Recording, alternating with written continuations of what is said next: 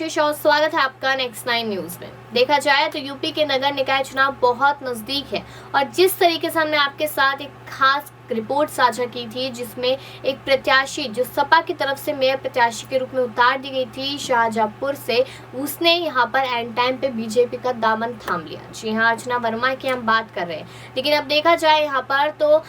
जो अखिलेश यादव उन्हें लगातार झटका लगता नजर आ रहा है। दूसरी तरफ देखा जाए तो यहाँ पर सबकी नजर अभी मुस्लिम समुदाय पे बनी हुई है। यहाँ पर मायावती की बात कर ली जाए तो मायावती लगातार यहाँ पर हर एक उस तबके को साधने की कोशिश कर रही जिस पर अखिलेश यादव की नजर थी और कहीं ना कहीं शायद मायावती को फायदा होता नजर आएगा। अब वहीं पर बात कर ली जाए योगी आदित्यनाथ की, तो योगी आदित्यनाथ लगातार इसी कोशिश में लगे हुए हैं कि यहाँ पर हाँ हमें ही चुनाव जीतना है और हम जीतेंगे भी। आप देख लीजिए कि अतीक अहमद की वजह से जो यहाँ पर उमेश पाल, राजू पाल, इन सब की हत्या हुई, तो उस मामले को लेकर अब केशव प्रसाद मौर्य उमेश पाल की पत्नी से मुलाकात करने पहुंचे थे। एक इमोशनल कार्ड वो खेलते नजर आए और कह लीजिए कि शायद हमदर्दी भी जताते नजर आए। लेकिन अब ये माना जा रहा है कि जिस तरीके से मायावती ने साफ तौर पे ये कह दिया है कि वो चुनाव का प्रचार प्रसार नहीं करेगी और ना ही वो इन चुनावों में उतरेगी, तो कहीं ना कहीं लोगों ने ये कयास लगाने शुरू कर दिया, खास करके विपक्ष ने, कि हाँ अब ये बात खुलकर सामने आ चुकी है कि जो मायावती है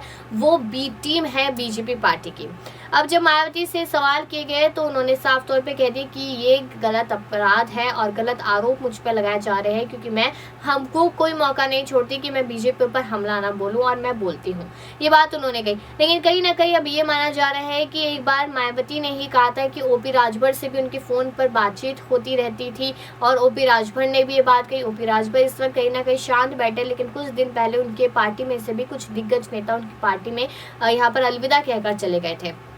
अब ये माना जा रहा है कि योगी आदित्यनाथ की अगर बी पार्टी है यहाँ पर मायावती, तो आखिरकार सबूत क्या है। तो यहाँ पर कहीं ना कहीं लोगों ने कयास लगाने शुरू कर दी कि जिस तरीके से ओपी राजभर छोटे दल के नेताओं से बातचीत करते थे मायावती, तो हो सकता है कि योगी आदित्यनाथ से मुलाकातें तो होती रही है यहाँ पर मायावती की, तो कहीं ना कहीं बातचीत भी होती रहती है कि चुनावों में किस तरीके से लड़ना है। और अगर 2024 की बात की जाए तो अगर वो बीजेपी के साथ आ भी जाती है बहन जी मायावती, तो यहाँ पर बसपा को ही पूरी तरीके से समर्थन मिलता हुआ नजर आएगा, उनको एक स्ट्रॉन्ग होती नजर आएगी बसपा यहाँ पर, क्योंकि एक समय था जब बसपा का बोलबाला था, लेकिन अब बसपा पूरी तरीके से कमजोर पड़ती नजर आ रही है। और यहाँ पर बहन जी मायावती को साफ नजर आ रहा है कि यहाँ पर अगर वो बीजेपी का साथ लेती है तो बसपा में एक बार फिर जान फूकती हुई नजर आएगी, वरना यहाँ पर बसपा पूरी तरीके से ठंडे बस्ते में जाती नजर आएगी। तो जो ये इल्जाम लगाए जा रहे हैं यहाँ पर बसपा पे, बहन जी मायावती पे, कि योगी आदित्यनाथ से उनकी कहीं ना कहीं गुपचुप बातें होती है चुनावों को लेकर और यहाँ पर समर्थन लेने और देने को लेकर, क्या उसमें कोई ना कोई सच्चाई है।